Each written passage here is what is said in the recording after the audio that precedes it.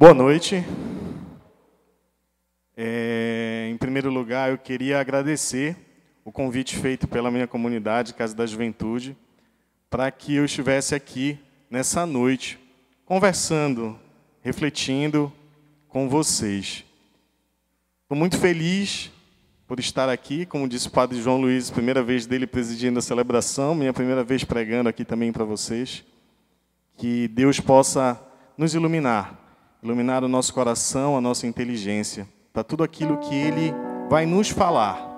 Vai falar a mim, porque eu falo e eu sou o primeiro a ouvir.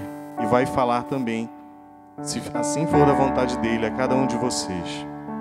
E me pediram para falar essa noite sobre as características, as atitudes de Jesus na nossa vida profissional. E eu confesso que eu fiquei pensando nisso, né? Jesus trabalhador. E é engraçado que, a partir do momento que a gente vai estudando e rezando, Deus vai colocando algumas coisas no nosso coração. Então, para começar esse momento, eu trouxe um pensamento de um santo da nossa igreja, São José Maria Escrivá. E uma tônica nos pensamentos de São José Maria Escrivá é de que nós devemos e precisamos santificar a nossa vida através do nosso trabalho. Ele fala assim: todas as tarefas dos homens interessam a Deus. A vossa vocação humana é uma parte importante da vossa vocação divina. Esta é a razão pela qual vos haveis de santificar. O vosso trabalho e o vosso ambiente, a profissão ou o ofício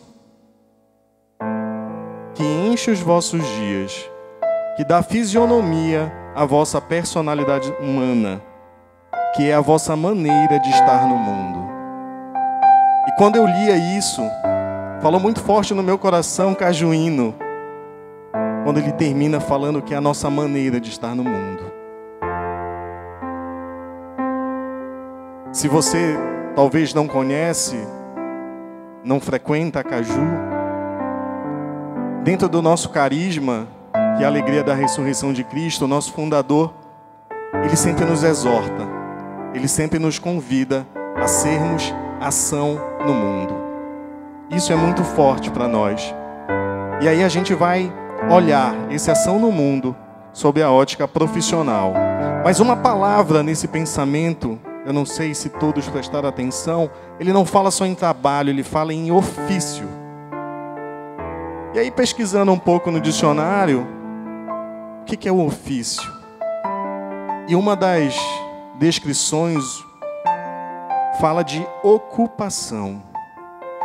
E a ocupação, meus irmãos, ela vai muito além do meu trabalho. Porque senão, a gente estaria restringindo um pouco a mensagem de Deus. Então, o que eu quero dizer para você é que talvez se você hoje não tiver um trabalho, se você não está empregado, essa mensagem também é para você.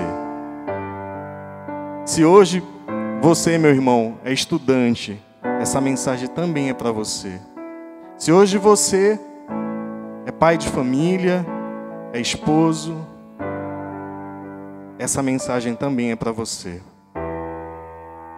E qual é a forma melhor que nós temos para santificar a nossa vida, a nossa ocupação? Não há outro caminho, meus irmãos, a não ser fazer com que Jesus seja o centro da nossa vida. Porque é só nele que nós encontraremos as características, a essência daquilo que nós ainda não somos, mas precisamos ser. Aquilo que Ele vem nos convidar, com os seus exemplos, a praticarmos e a vivermos. Portanto, tudo aquilo que o Senhor vai nos falar essa noite, como eu já disse no início, vale para mim. Eu não sou modelo, nenhum de nós é. E essas características que nós vamos conversar e que nós vamos refletir a partir de hoje à noite, a partir dessa semana que eu me preparo e eu partilho com vocês, já serve muito para a minha vida. Eu espero que sirva para a de vocês também. Então, a primeira característica que nós somos chamados e convidados a vivenciar na nossa ocupação, na nossa vida profissional, meus irmãos, que é uma característica de Jesus, é a caridade no falar. Sim. Você não precisa responder, você vai ficar no seu coração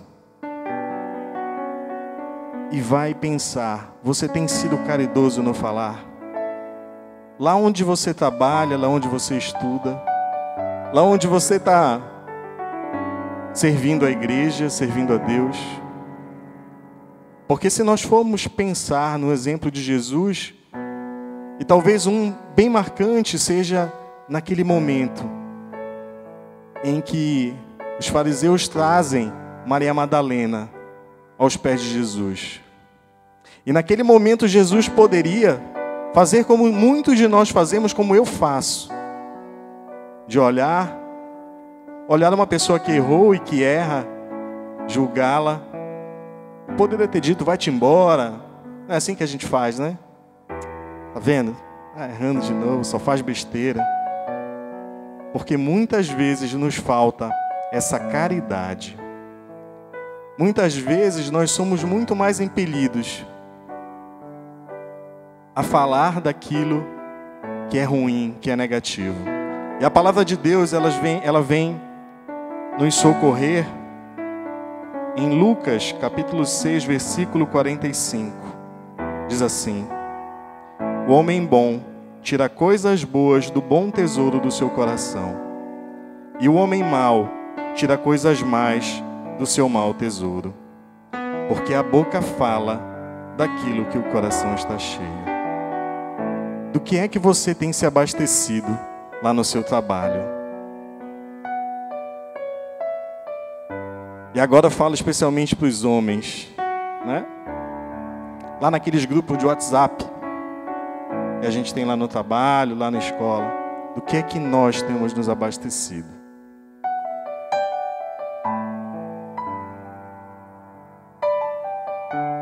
Nós precisamos fazer um esforço, meus irmãos,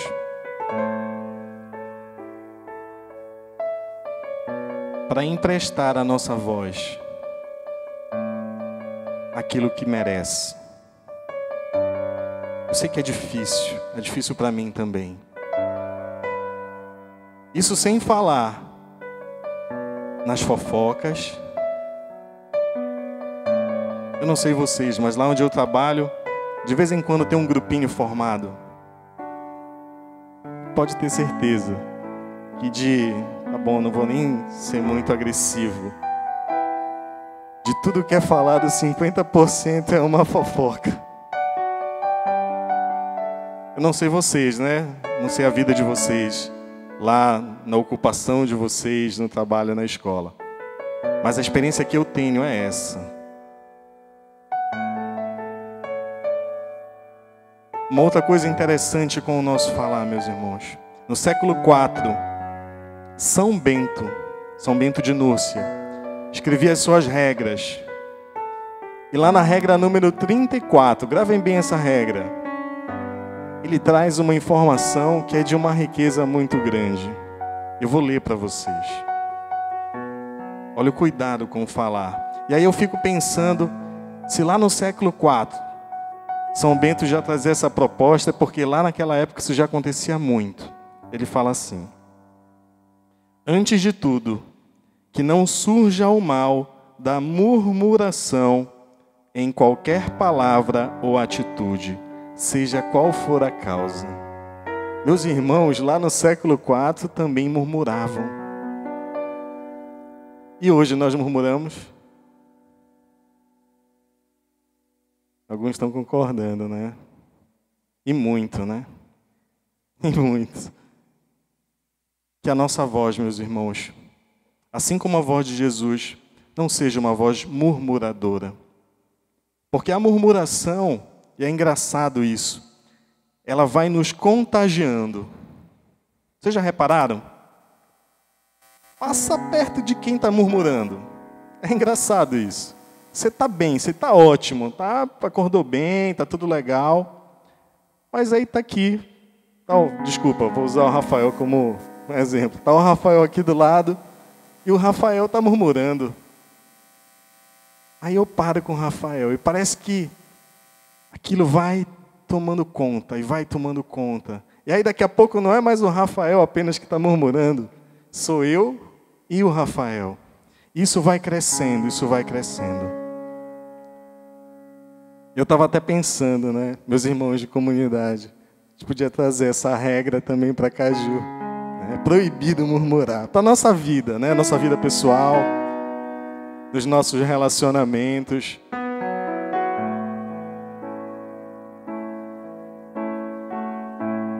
A segunda característica que eu gostaria de refletir com vocês é o senso de humor. E aí, alguém pode dizer, mas como assim, senso de humor de Jesus? Não lembro de estar escrito na Bíblia que Jesus gargalhou. É verdade. Mas esse senso de humor, meus irmãos, ele está ligado diretamente a algo que nós vivenciamos. E eu vou emprestar as palavras do Padre João. É alegria. Alegria plena de quem um dia teve um encontro com Deus. E aqui é preciso a gente entender algumas coisas. Fazer uma diferenciação de alguns conceitos.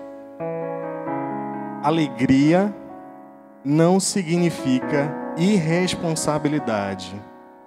Portanto, meu irmão, lá no seu trabalho, lá na sua escola, lá no cursinho para concurso que você faz, você pode e deve ser alegre, mas você não deve ser irresponsável.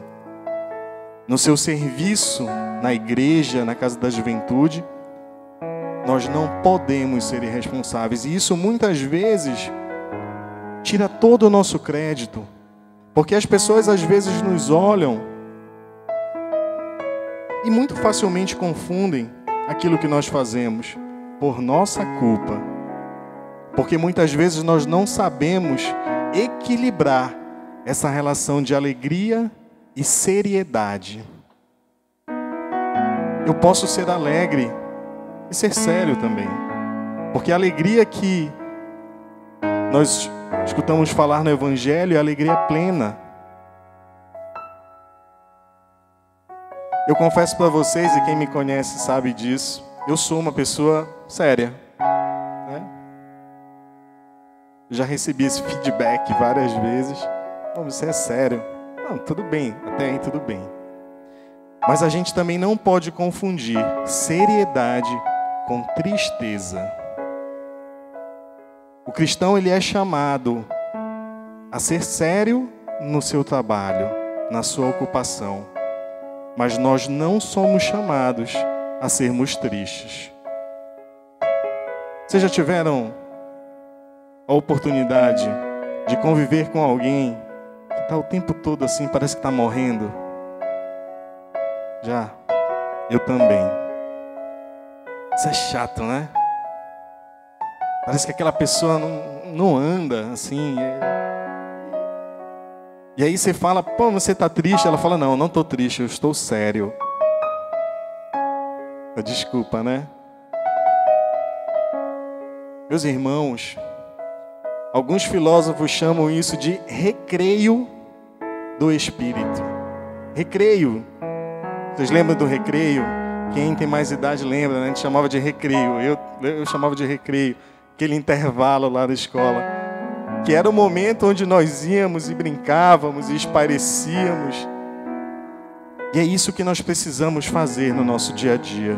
Nós precisamos nos permitir também a viver com responsabilidade as missões que a nós foram confiadas, mas também de poder e olhar como o nosso Papa Francisco, com um tom de leveza. Meus irmãos, essa palavra, gravem, ela nos falta muito, falta a mim. Leveza. Leveza de poder olhar as nossas responsabilidades e poder enxergar que eu posso fazer aquilo de uma forma diferente. Que eu posso fazer com senso de humor, que mesmo no meu erro, eu posso olhar aquilo com um jeito diferente. Quem é pai, quem é mãe, eu ainda não sou pai. Mas sempre que eu converso com os pais amigos, eles falam muito isso, né? Da leveza com que eles buscam criar seus filhos. E que precisa ser assim. Para que o filho não cresça marcado por um rigor excessivo. Meus irmãos, é isso, é essa leveza que nós precisamos ter. Leveza no olhar, leveza de poder olhar quem senta do meu lado lá no meu trabalho. Quem faz muitas vezes a mesma função que eu, mas que às vezes não está num bom dia, que às vezes me deu uma resposta torta. É difícil, né, ter senso de humor quando alguém dá uma resposta atravessada pra gente. Parece que vem logo aquela vontade de responder dobrado, né? Como a gente fala. É assim mesmo. Mas é por isso que é tão desafiador viver essa leveza.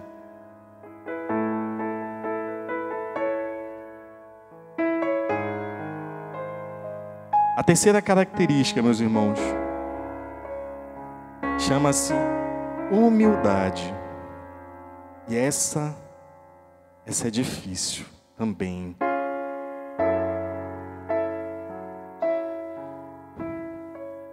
Quem aqui já leu um livro chamado O Monge Executivo?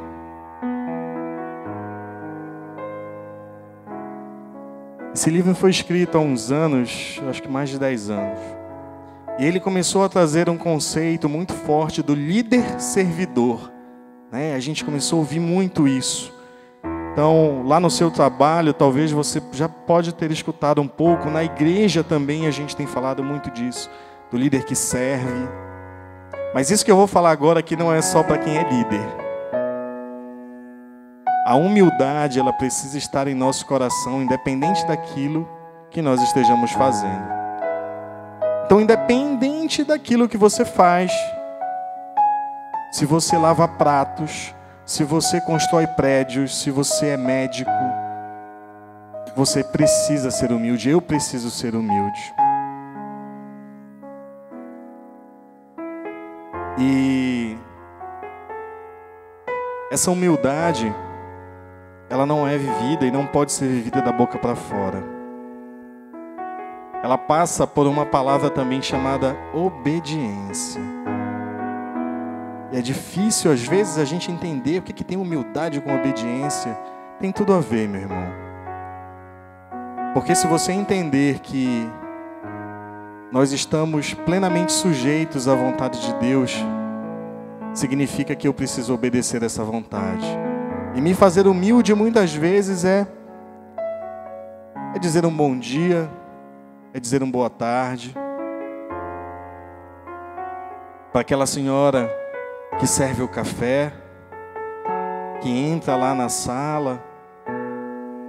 Ser humilde é poder lá em casa lavar a louça. É poder ver que eu não sou melhor do que ninguém, que nós não somos melhores do que ninguém. Jesus nos fala em Lucas, capítulo 22, versículos 25 a 27. E Jesus disse-lhes: o rei dos pagãos dominam como senhores, e os que exercem sobre eles autoridade chamam-se benfeitores.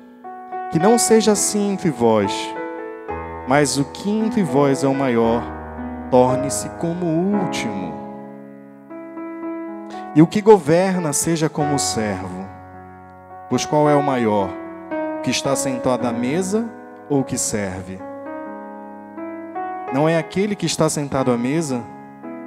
Todavia, eu estou no meio de vós como aquele que serve.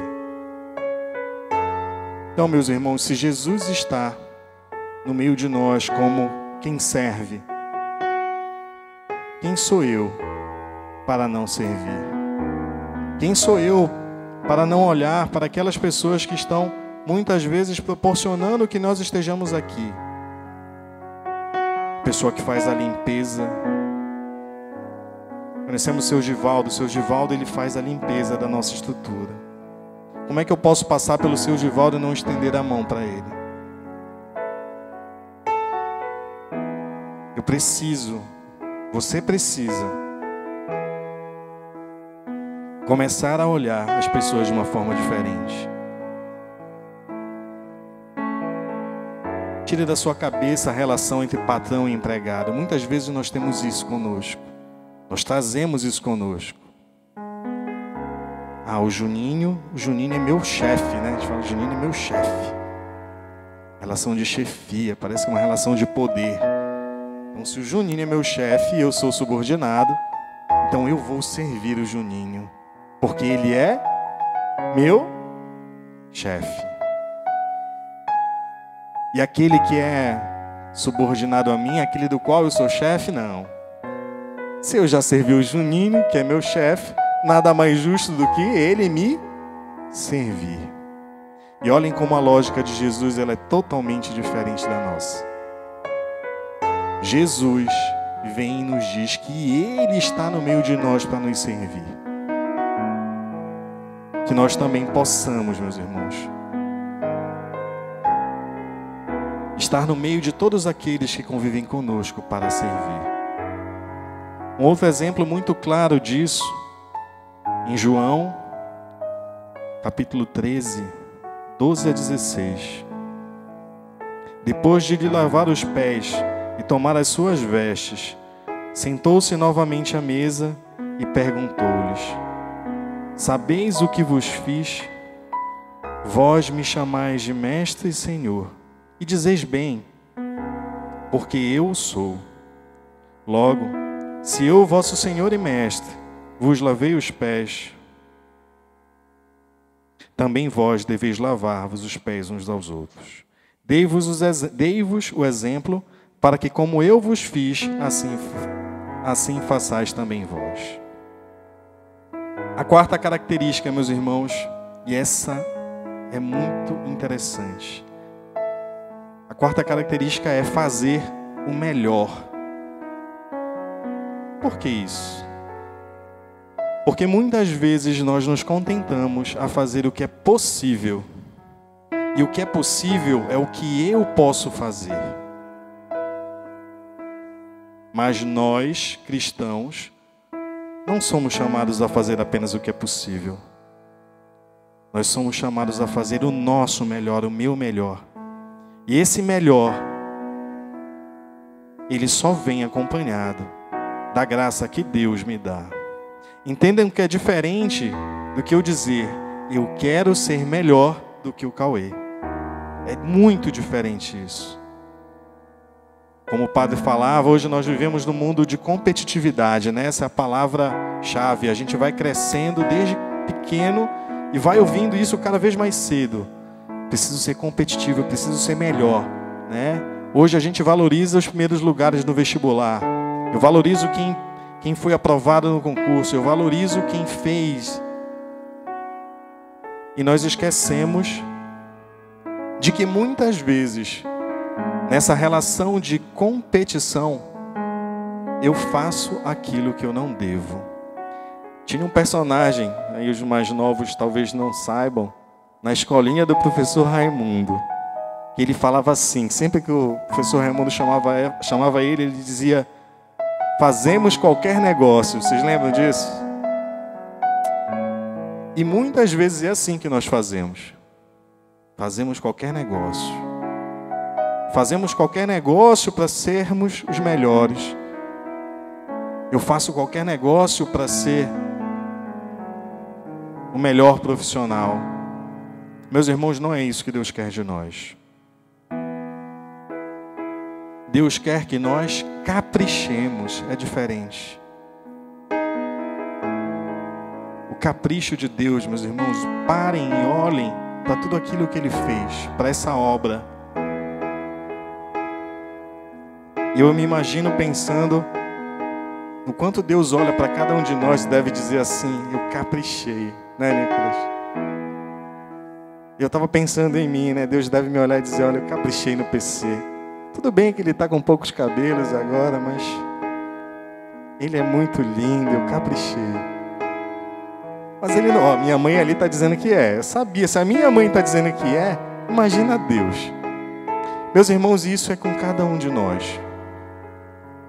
O capricho de Deus, ele não é comparável. Aquilo que Deus faz em nós e através de nós não pode ser medido. Mas é a isso que nós somos chamados, a capricharmos, a fazermos o melhor dentro daquilo que eu sou, a não nos contentarmos com a mediocridade, a buscarmos as coisas do alto, caprichar.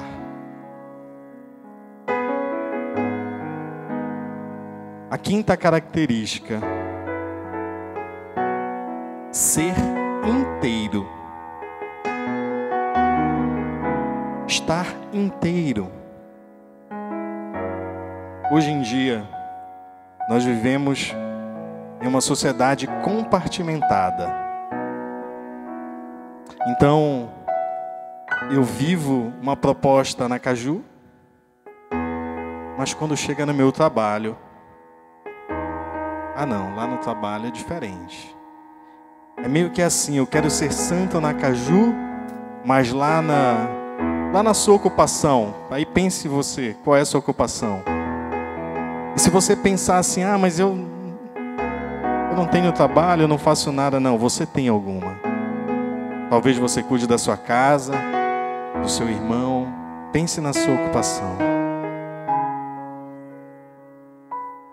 Porque muitas vezes nós queremos viver as coisas de Deus apenas aqui dentro. Nós achamos que essa santidade ao qual nós somos chamados e somos vocacionados, muitas vezes ela está restrita ao prédio, à igreja. E mais uma vez, não é isso. Recordo novamente do nosso documento, Ação no Mundo, somos ação no mundo. Precisamos ser inteiros em todo lugar. Então, a nossa proposta de autenticidade no meu trabalho, na minha vida, tem que ser a mesma.